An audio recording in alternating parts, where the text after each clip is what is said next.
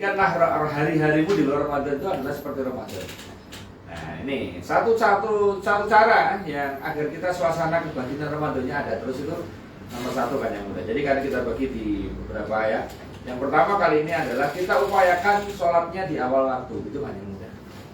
Jadi biar ada perbedaan antara kita sebelum puasa dengan setelah puasa itu, kita sekarang mulai sholatnya di awal waktu. Saya nggak ngomong harus jamaah, saya nggak ngomong harus di masjid, tetapi ya Allah dulu lah.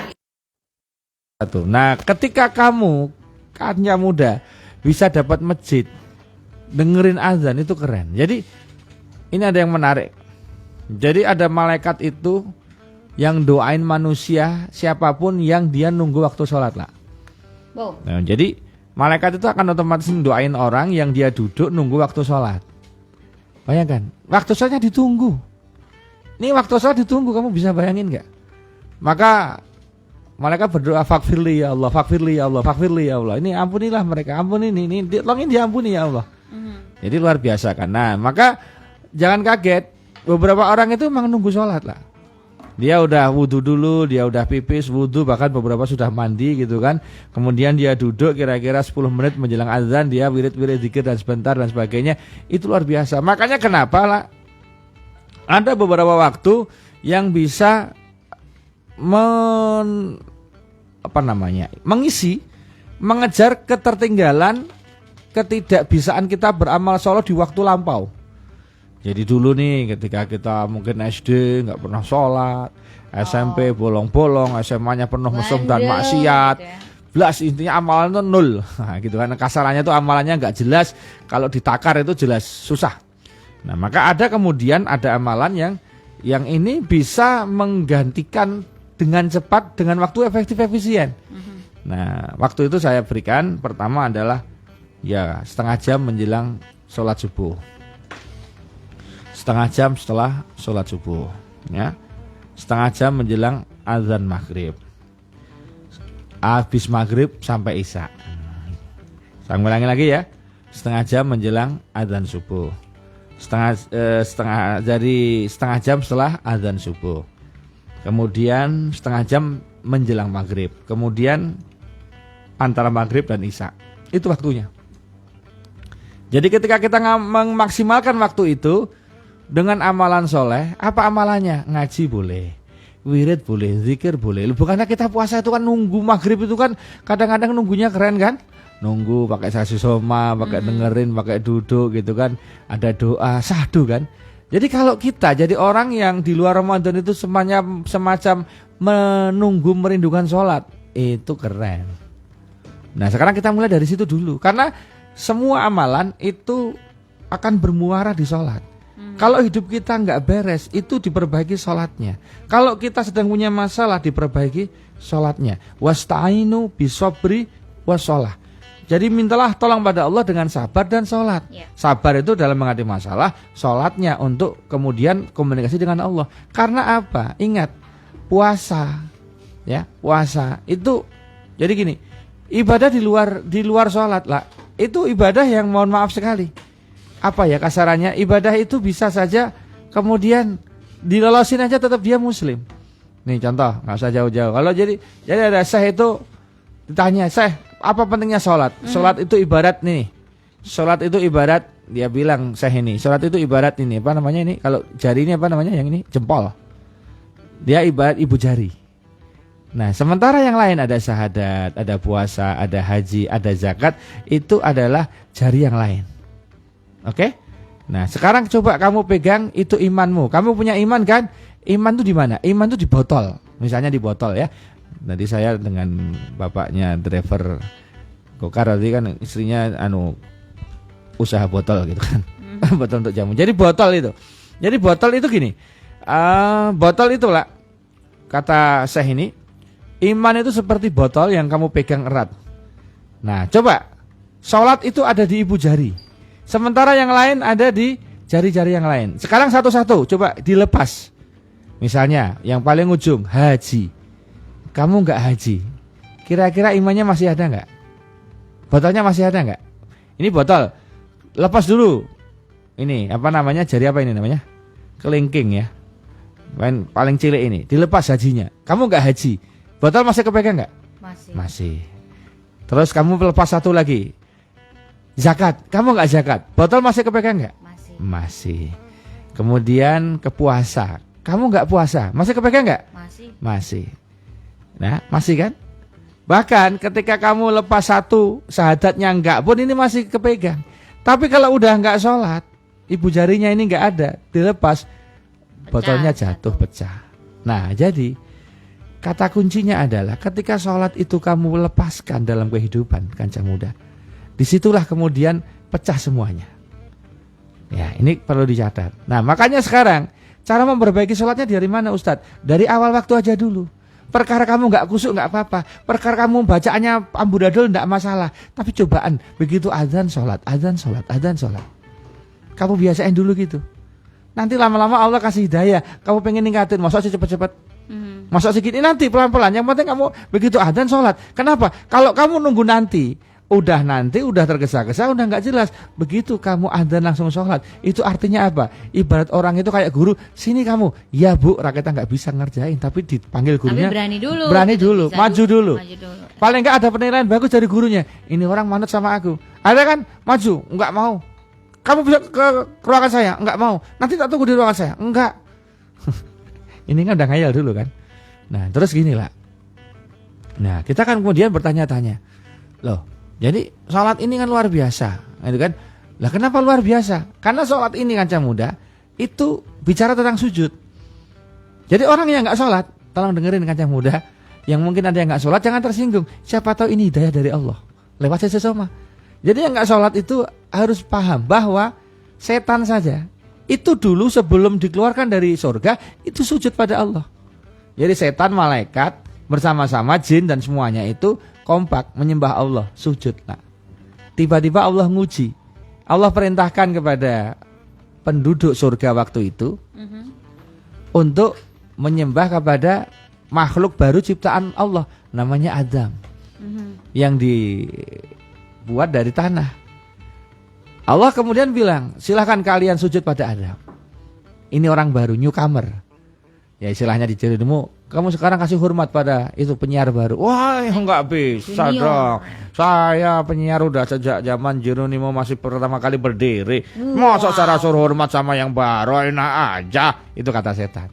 Tapi kan malaikat kan samina wa ta'ona, langsung sujud. Li adama fasajadu ila iblis, kecuali iblis. Ya si setan yang namanya iblis ini enggak mau. Karena enggak mau dia dikeluarin. Nah kemudian apa kata setan pada orang-orang yang gak sholat? Masih mending aku loh bro. Aku itu gak mau sujud sama Adam, tapi masih mau sujud sama Allah. Lah kamu berani-beraninya gak sujud sama orang yang nyiptain kamu sendiri. Kan keren kan? Gak mau sujud. Aku loh jelek-jelek masih sujud waktu itu. Walaupun kemudian gak sujud lagi, tapi waktu itu kan sujud sama Allah. Setelah dikeluarin dia baru mangkal, kemudian deklarasi mau membawa seluruh umat manusia untuk masuk ke dalam neraka. Nah jadi banyak orang kalau udah bicara zina, wow dosa zina itu besar sekali. Riba, wah riba itu nggak karu-karuan besarnya, gitu kan? Macam-macam, ya. Begitu bicara sholat, kok agak pelan. Padahal dosanya mengerikan. Maafarku, apa bedanya bainal muslim wal kafir? Apa bedanya muslim dan kafir? Sholatnya lah. Di luar sholat, dia masih bisa sama. Misalnya, kita bicara sedekah, dia ada donasi, ada perpuluhan. Lebih gede lagi. Iya, lebih gede. Jadi kita jadi orang kalau nggak sholat, ya nggak ada bedanya. Makanya pembedanya di sholat.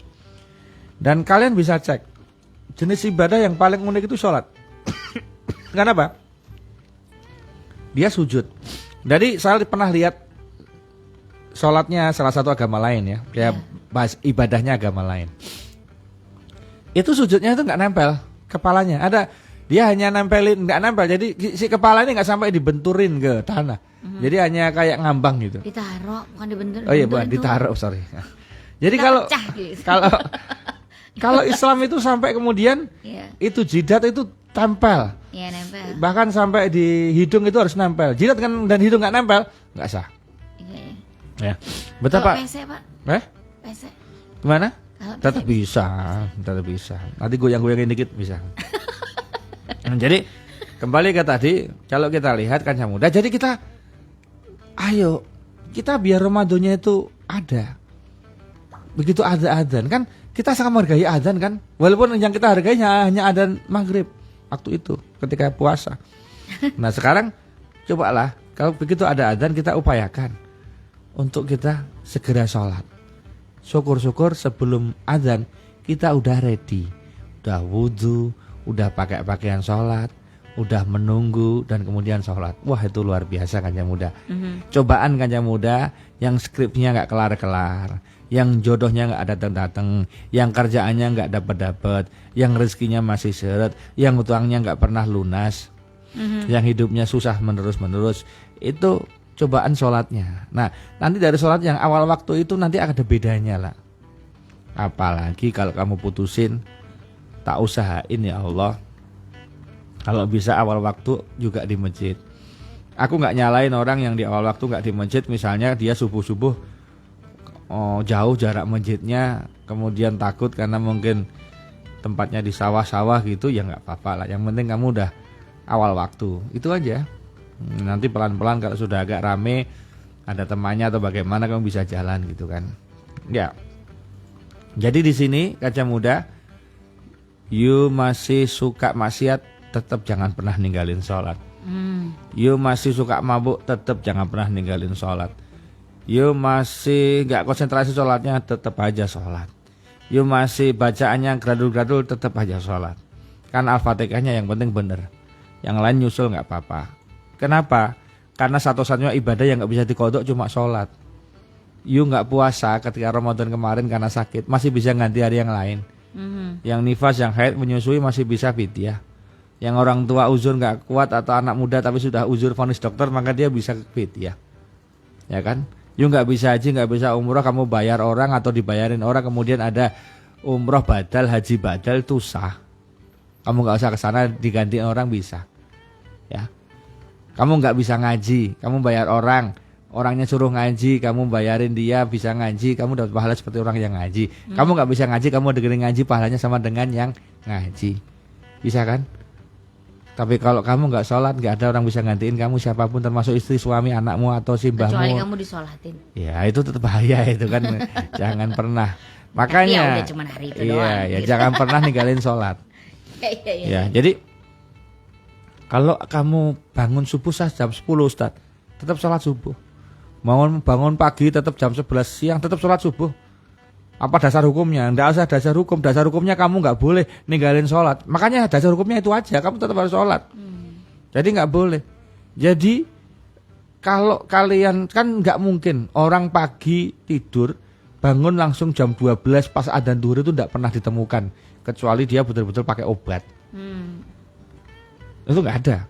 Sengantuk-ngantuknya orang, misalnya elak ngelembur nggak pernah tidur 24 jam, baru tidur pas habis subuh persis baru tidur.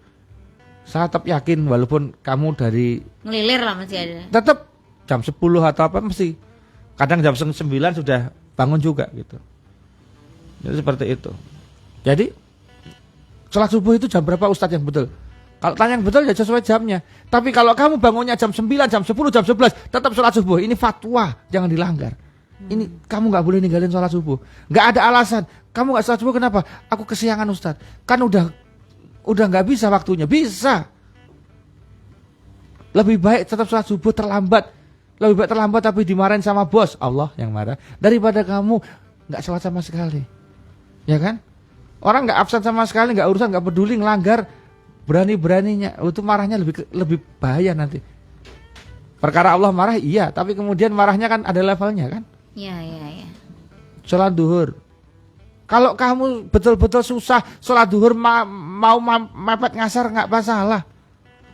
Misalnya kamu sholat duhurnya kepepet jam 2:30, ya nggak apa-apa. Atau habis sholat duhur assalamualaikum terus adzan asar, nggak masalah. Yang penting sholat, jangan pernah ninggalin. Karena sholat itu dalam keadaan apapun itu ada hukumnya. Kalau kamu nggak bisa puasa, cuma ganti hari yang lain, nggak ada kriteria aneh-aneh, nggak ada. Cukup nggak puasa kamu. Tapi kalau sholat nggak bisa, Allah nggak ngasih kriteria. Allah langsung detail banget. kamu nggak bisa berdiri sholatnya, kamu duduk. Kamu nggak bisa duduk sholatnya, kamu terbaring. Kamu terbaring agak susah, kamu cuma dengan isyarat tetap harus sholat, bayangin. Selama kamu masih ada nafas dan sadar, kamu wajib sholat. Begitu kamu nggak sadar karena mungkin di ICU, karena mungkin sakit dan sebagainya, kemudian sadar kembali, habis sadar langsung sholat. Itu. Betapa Allah tidak pernah mentolerir keadaan apapun kamu. Di atas kuda, sholat. Ketika perang, udah pernah lihat sholat orang perang belum? Bawa senjata. Pakai, bahkan wudhu itu boleh pakai sepatu. Enggak, wudhu biasa, sepatunya tetap dipakai. Jadi hanya dikasih, airnya cuma dikasih di sepatu itu boleh. Ada dasar hukumnya, fikihnya, itu syar'i banget. Itu sah banget. Memang wudhu dalam keadaan perang itu cukup diusap sepatunya, nggak usah diusap sampai dalamnya, nggak usah dicopot, karena darurat. Dan ketika orang sholat ketika perang itu keren. Lihat sholat nanti di YouTube. Sholat ketika perang. Muncul nanti. Gimana caranya ada. Sambil bawa senjata, sambil ngelirik sana, sambil siap perang. Betapa sholat gak bisa ditinggal dalam keadaan apapun. Mau keadaan genting perang, tetap sholat. Mau sakit, tetap sholat. Terus kamu tidak dikasih perang sama Allah. Nggak dikasih sakit sama Allah. Nggak sholat. Wah, Mama Dedeh marah, Mas. Mama Dedehnya marah. Ya gitu loh. Jadi apapun keadaanmu, masih penuh dosa, durjana, maksiat, pemusuh sejati, pencinta bokep kelas high level, tetap sholat. Tetap sholat. Karena begitu kamu gak sholat, tepuk tangannya meriah dari para setan. Ya top, keren kalian. Uhuy. Nah terus gitu kan. Begitu kamu sholat, dia tetap propaganda. Apa gunanya kamu sholat? Kamu sholat nonton bokep. Enggak diterima itu. Kamu sholat, kamu enggak diterima itu. Itu setan. Malaikat bilang enggak. Sholat aja terus. Siapa tahu nanti itu gugurin dosa-dosamu. Terus lawan dengan sholat. Apalagi kamu bisa melawan dengan tambah tahajud, tambah duha, tambah rawatib, tambah sholat tobat, tambah hajat. Itu nanti lama-lama gerusan itu. Kamu tiba-tiba jeleh nonton bokep. Tiba-tiba malas untuk mabuk lagi. Tiba-tiba itu Allah kirim sinyalnya. Selama belum garis finish, kamu masih punya kesempatan, Kanjeng Muda. Belum garis finish.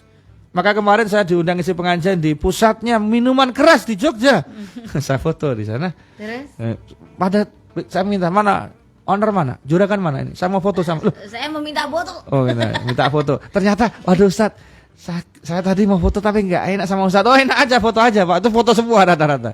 Terus saya bilang, saya kasih status bahwa di situ bahwa pendosa yang bertobat itu lebih baik daripada orang yang taat tapi sombong dengan ketaatannya. Nah, jadi yang dihitung sama Allah itu garis finish, last day. Jadi kamu boleh ya. Jadi ada 2 orang kan? Ada 2 orang penghafal Al-Quran, ketangkap sama musuh. Yang satu ditawarin, kalau you mau pindah agama, masuk ke agama kami, kamu keluar dari Islam, kamu tak kasih hidup, kamu nggak tak penggal lehernya. Tapi kalau kamu nggak mau masuk agama kami, aku penggal lehernya. Orang pertama mengatakan, saya tetap Allahu Akbar, hanya Allah Tuhanku. Penggal, buer. Begitu gelundung karena dia hafid Quran, orang yang terjaga hatinya ngaji. Jadi kepalanya itu pas gelundung itu ngaji. Bisa ngaji. Ya ayuhan nafsul mutmainnah, irji'i ila radiyam mardiyah, fathuli ibadi wadkhuli jannati gitu kan. Masuklah dengan surga dengan tenang. Terus raja bilang, teman mudah mati, mau nyusul kayak gitu silakan. Enggak raja, aku mau pindah agama kata dia. Nah, pindah dia. Habis pindah, ajudan ngebisiin raja, dimanapun pengkhianat, tetap pengkhianat selamanya. Jadi hari ini dia takut gara-gara itu. Tapi begitu besok dia bisa pulang ke sana, raja nggak dibantai. Terus baginya kemana? Tetap dibantai. Akhirnya tetap dibantai lah, jeder, gelundung dia. Begitu mau dibantai itu dia mau syahadat lagi. Asyhadu, bler.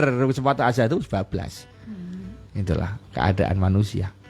Nah, jadi garis finishnya beda. Ngajinya sama, hafid Qur'annya sama, berjuangnya di jalan Allah sama. Tapi ujian terakhirnya, cara matinya berbeda. Nah, jadi kamu hina orang yang maksiat, jangan menghina. Orang yang pernah hampir membunuh Rasulullah, sekarang terbaring di sampingnya Rasulullah makamnya. Umar bin Khattab itu orang yang membunuh Rasulullah. Hidupnya ketika di akhir hayatnya bisa disandingkan dengan Rasulullah makamnya? Hah? Istrinya aja enggak. Ini samping Rasulullah. Padahal dia mau bunuh Rasulullah. Mana Rasulullah? Sini Muhammad. Tak bunuh. Udah datang, udah bawa golok, udah bawa pedang mau bunuh. Sekarang berdampingan. Ya. Jadi jangan lihat orang sekarang. Lihat akhir-akhir. Ya, makanya maksud saya jangan lihat sekarang itu artinya ketika itu orang baik, ya kamu berdoa agar ikut kebaikannya. Ketika orang itu buruk, kamu doain dia agar dia jadi baik, itu aja. Ya. Nah, jadi kalau isinya begitu, pilpres mau pasangannya siapapun tidak ada masalah. Gitu loh. Oh baik. Ya Allah ya, saya hanya ingat ya. Kalau kalian ikut terlibat, besok kita bahas ya. Ketika di medsos ikut terlibat di sana, itu bukan jihad, Bung. Kalau nggak hati-hati, itu nanti bisa menjadi dosa jariah untuk kalian semua. Hati-hati. Hati-hati. Ya, hati-hati. Kapan-kapan kita bahas. Oke. Kita sholat dulu barengan sama Pak Getos ke Jogja. Jadi stay tune terus di Sasi Soma Sana Sini Soal Agama.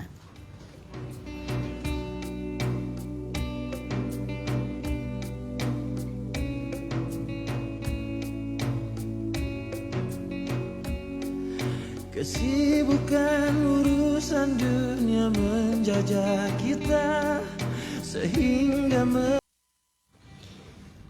106.1 Jeroni Wadurul Son of Jogja. Balik lagi di Sasi Soma Sana Sini Soal Agama. Kita ngobrolin agama Islam lebih jauh nih Kaca Muda, dan ngomongin sholat. Tadi tuh Pak Ustadz bilang, kalau sholat di awal waktu, upayakan sholat di awal waktu. Tapi terakhir-terakhir Pak Ustadz bilang, gak apa-apa yang penting sholat. Ya kan? Yang pertama itu dulu. Kalau udah bisa sholat, Kaca Muda udah bisa sholat jam berapa aja dan semua dilaksanakan, diupayakan di awal waktu. Bener ya Pak Ustadz? Jadi semua itu hidup itu bertahap gitu loh Pak Ustadz. Ya, jadi kalimat saya sholat di awal waktu itu untuk membuat diri kita seperti Ramadan di luar Ramadan. Jadi kalau kemarin Ramadannya berhasil, berarti kan melakukan di awal waktu itu bukan hal yang susah insya Allah. Amin. Ya, kalau berhasil loh ya. Belum berhasil. Saya berhasil. Kita. Ya kita mulai dari awal ya, mulai dari nol ya. Jadi, nah kan ada yang tingkat keberhasilannya, yang namanya pendidikan kan nggak semuanya lolos, Bos. Iya betul.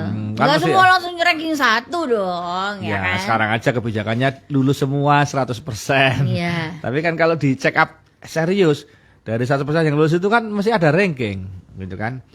Ya, gitu kan. Ya kalau bahasanya diterima puasanya, insya Allah diterima, gitu loh lah. Cuma kemudian lolos dengan predikat dan kualifikasi takwa 100%, setengah takwa, hampir takwa kan kita nggak pernah tahu ya. Kecuali tahu takwa yang jelas enak gitu kan. Oke. Nah jadi ketika Kaca Muda di dalam hidupnya ini kok masih sholatnya males sekali gitu kan. Apa sih yang membuat males sholat Anda? Nah misalnya aku kalau suruh tepat waktu nggak bisa Pak Ustadz. Itu yang tak maksud gitu lah. Jadi kamu nggak usah tepat waktu nggak apa-apa gitu kan.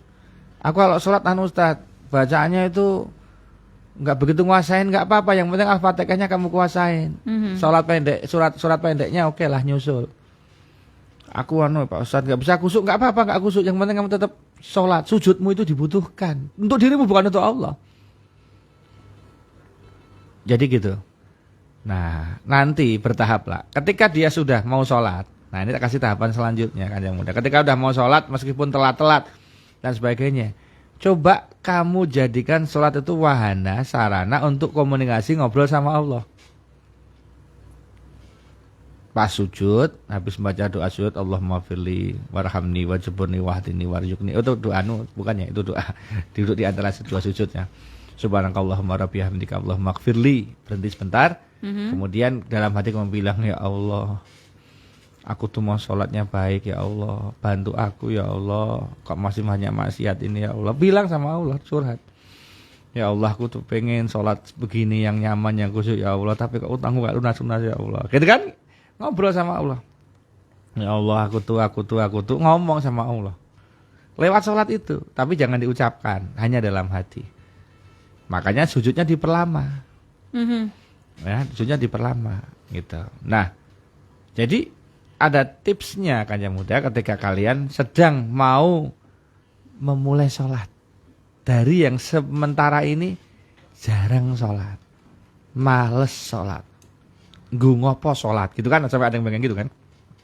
Nah ya tipsnya adalah Jadi kan sujud-sujudmu itu sebagai sarana ngomong sama Allah, ngobrol sama Allah tentang masalah-masalahmu. Yang kedua, cobaan.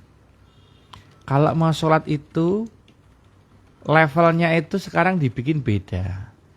Kalau kalian sedang di rumah, tidak di kantor, tidak di kerjaan, tidak di sekolah, mbok yao, sholatnya itu pakaiannya agak setil sedikit. Jangan pakai kaos, pakailah baju koko atau baju hem. Kalau pakai kaos terpaksa boleh ningkrah. Mbok yao nggak usah pakai celana, tapi pakai sarung, biar agak nggak ribet. Mbok yao kalau rambutmu agak gondrong dikucur atau tambah pecis. Mbok yao kemudian pakai wangi-wangian parfum untuk sholat. Ada Gading Kasturi, ada model kiswah, macam-macam. Sajadahnya mbok kamu beli yang bagus. Tempatmu yang biasa untuk satu mau dibersihin dulu. Depannya jangan ada gambarnya Bob Marley atau apa, ganti gambarnya.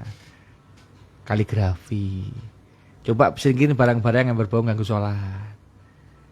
Coba dicek dulu pakai Androidmu, kiblatnya bener atau enggak.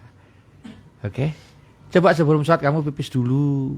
Kamu mandi-mandi dulu, atau kalau enggak pipis kemudian kamu bersih-bersih kemudian kamu wudhu dulu. Coba sebelum sholat kamu duduk dulu sebentar, 5 menit aja istighfar. Astagfirullahaladzim, astagfirullahaladzim, astagfirullahaladzim gitu. Begitu adzan kamu ikutin suara adzannya. Allahu Akbar, Allahu Akbar, kena mati Allah Akbar. Atau diucapkan juga boleh. Pas hayyalah sholah, la haula wala quwwata illa billah, hayyalah falah, qad billah gitu. Nah, gitu kan? Udah. Cobaan gitu. Seminggu wae enggak usah banyak-banyak. Langsung kamu bilang dalam hati, adem ya. Enak ya. Beda ya. Gitu. Jelas kan?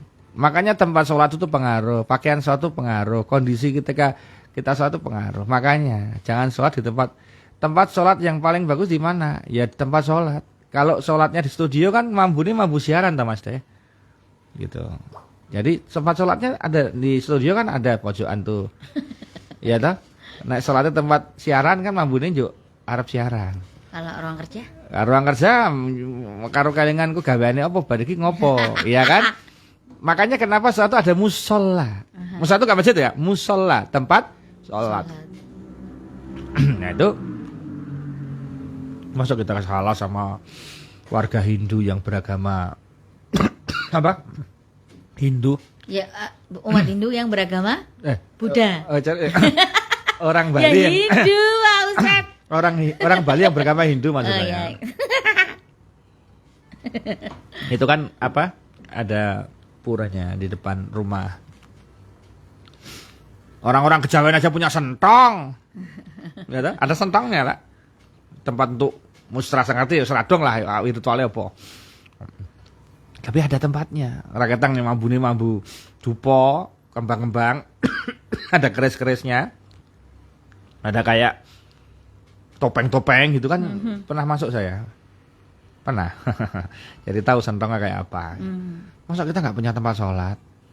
Meskipun hanya seukuran sajadah. Nggak masalah. Satu tempat. Ya, satu tempat yang itu disakralin.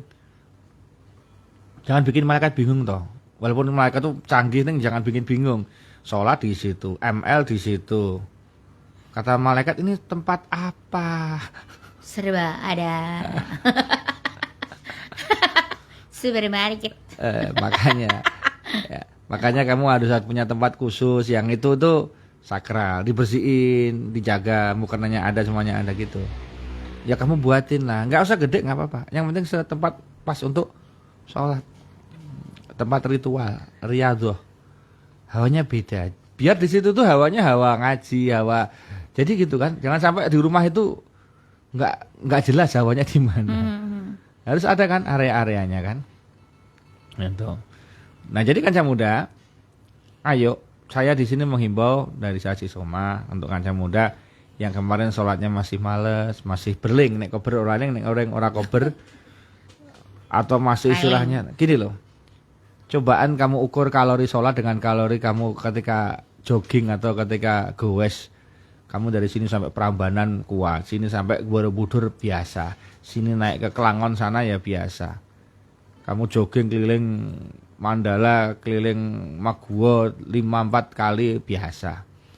Kamu treadmill keren, kamu stretching, kamu sekejam, kamu push up, kamu hiking berkali-kali udah biasa.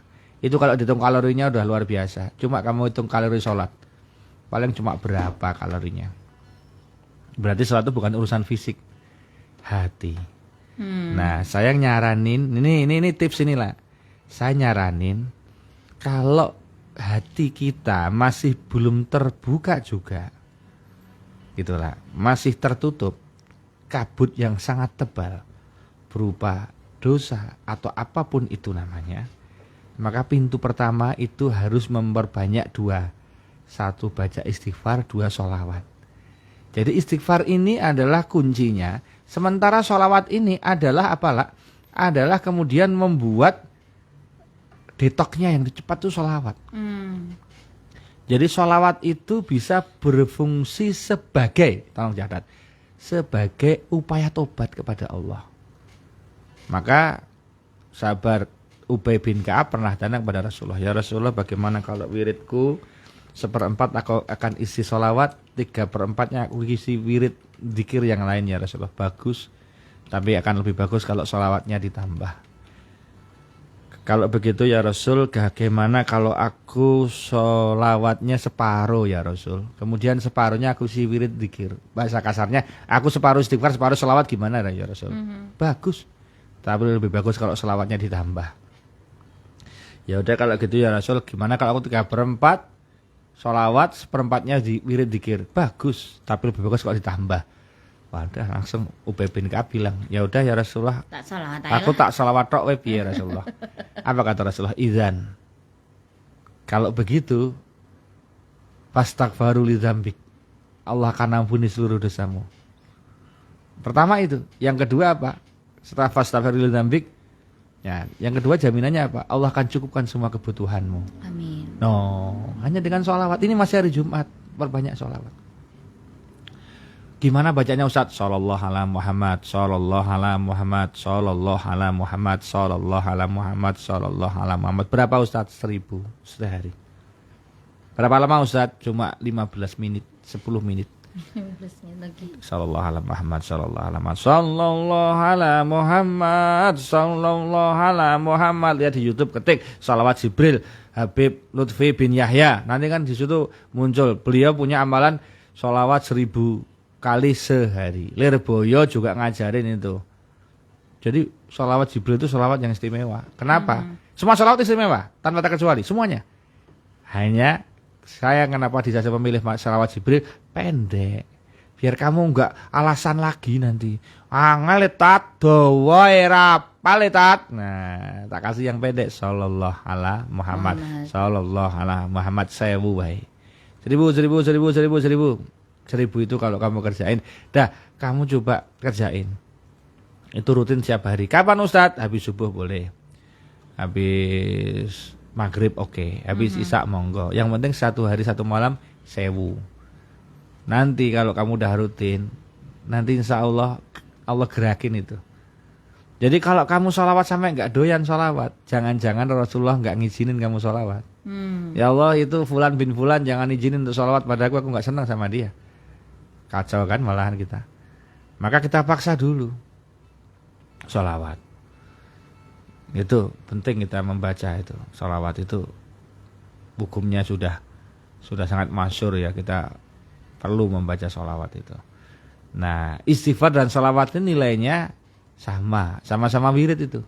Sama-sama minta ampun sama Allah. Cuma bedanya kalau istighfar apa lah? Ya istighfar itu kan permohonan ampun. Kalau sholawat itu permohonan ampun yang nggak mungkin ditolak. Istighfar masih ada potensi ditolak. Tapi kalau sholawat nggak mungkin ditolak karena ada nama Rasulullah di sana. Rasulullah itu kekasihnya Allah. Jadi kalau orang bilang kita bawa backing, kita bawa KTP LC, ACC ini tanda tangannya Rasulullah gitu kan. Jadi kelas Umar bin Khattab aja sama. Umar bin Khattab itu kan galaknya luar biasa lah. Beliau itu kan tegas, bukan galak lah. Karena sifatnya kan memang memang mantan preman kan, mantan orang yang istilahnya kalau bahasanya anak-anak sini tuh orang enak pangan gitu kan. Dugdeng.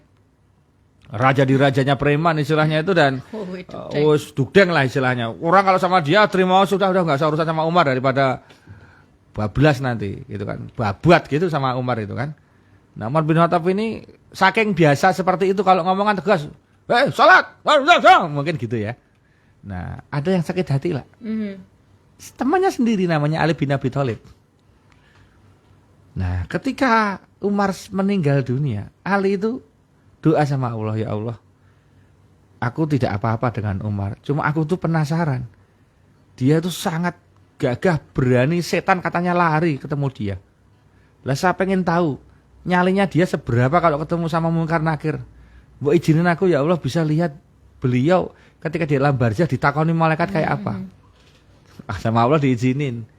Ya, diizinin kasaf lah namanya. Jadi dia bisa akhirnya melihat percakapan apa yang terjadi di alam barzah antara Umar bin Khattab dan Munkar Nakir. Ini juga peringatan untuk kita. Yang namanya Munkar Nakir itu, menurut informasi Ali bin Abi Thalib di dalam penglihatannya yang oleh Allah izinkan itu Munkar Nakir itu bentuknya besar sekali lah.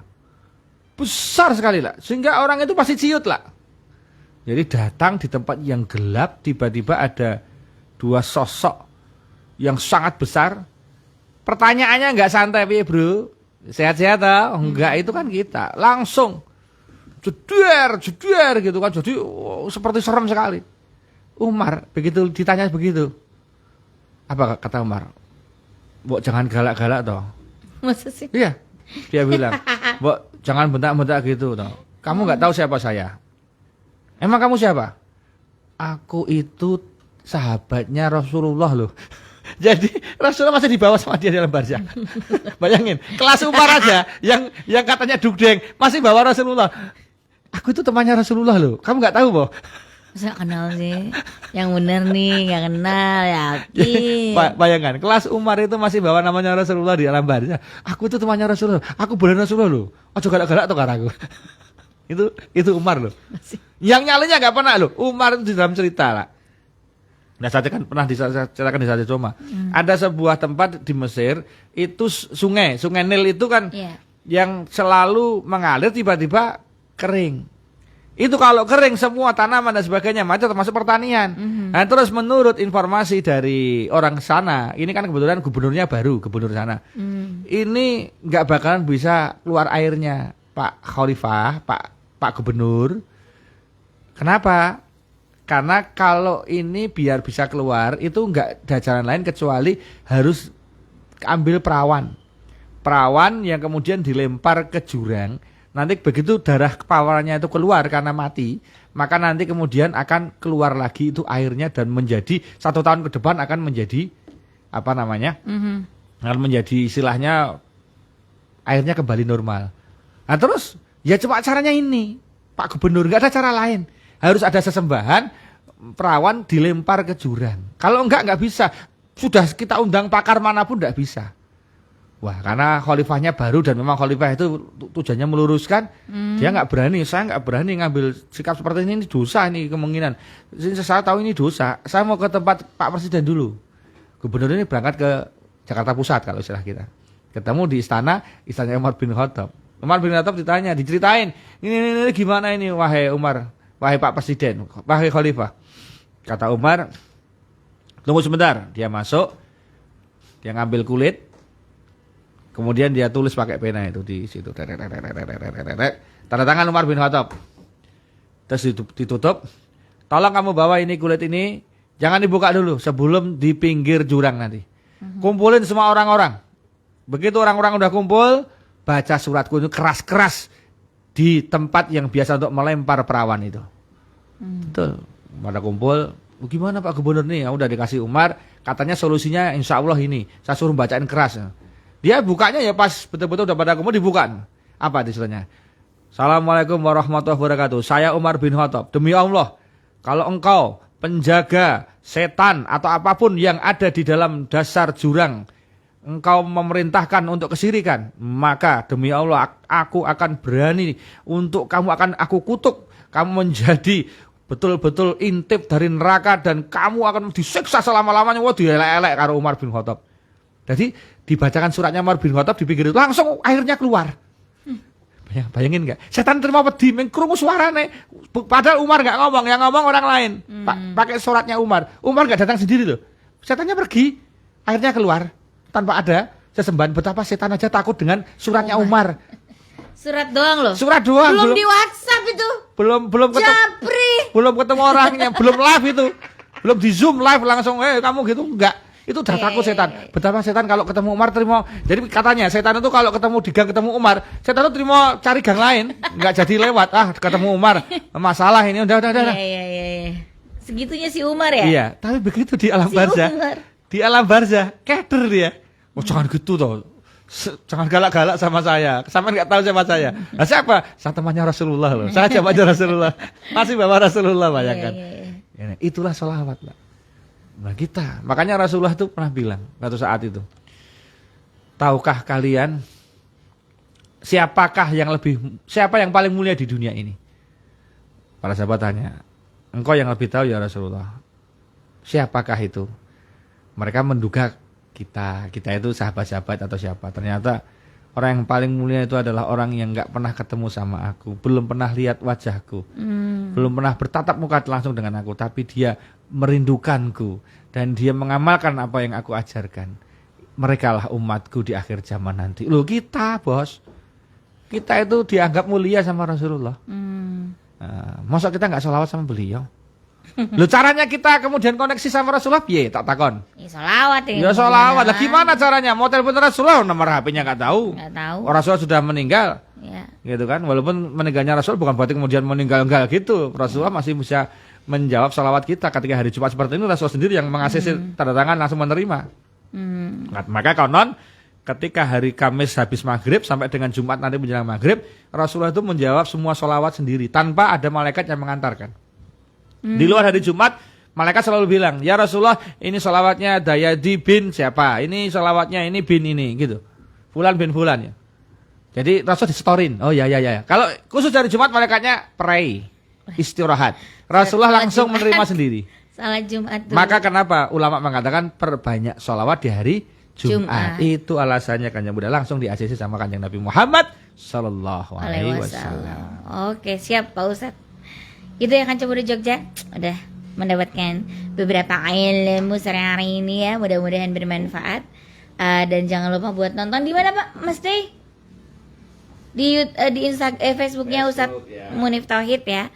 Kalau mau dengerin lagi juga ada di podcastnya Sasi Soma. Kita pamitan Kanjeng Bunda Jogja. Minggu depan ketemu lagi ya di Sasi Soma sana sini soal agama. Assalamualaikum warahmatullahi wabarakatuh. Love Jogja and you and bye bye.